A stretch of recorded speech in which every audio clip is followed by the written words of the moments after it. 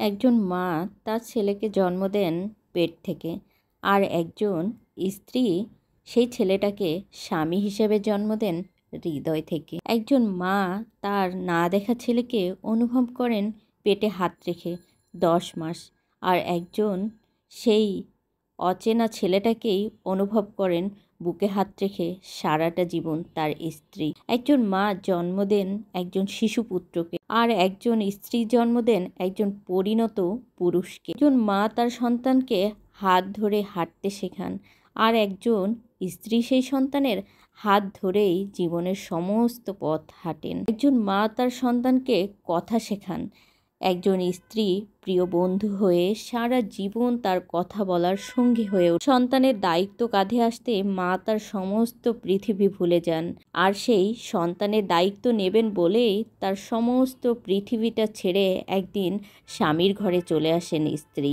সন্তান না খেতে পারলে পাতের সেই উচ্ছিষ্ট খাবারটা মা এবং স্ত্রী উভয়েই কিন্তু খান। আবার সন্তান স্বামীর মঙ্গল কামনায় রোজা নামাজ পড়ে দোয়া করেন, স্ত্রী এবং মা দুইজনই। সন্তানকে বড় করে সন্তানের থেকে প্রতিটা মাকেই কষ্ট পেতে হয়, আবার স্বামীকে বিয়ে করে প্রত্যেকটা স্ত্রীকেই দিন না একদিন নির্যাতিত হতেই হয়। মায়ের কাছে সন্তানের জীবনের দায়িত্ব নেওয়ার শুরু প্রায় 20 বছর, আর স্ত্রীর কাছে স্বামীর জীবনের দায়িত্ব নেওয়াটা জীবনের শেষ দিনটি পর্যন্ত। সন্তানের শৈশবে তার মলমূত্র পরিষ্কার করেন, এবং সন্তান বৃদ্ধ হন তখন একই দায়িত্ব স্ত্রীর কাঁধে বর্তায়।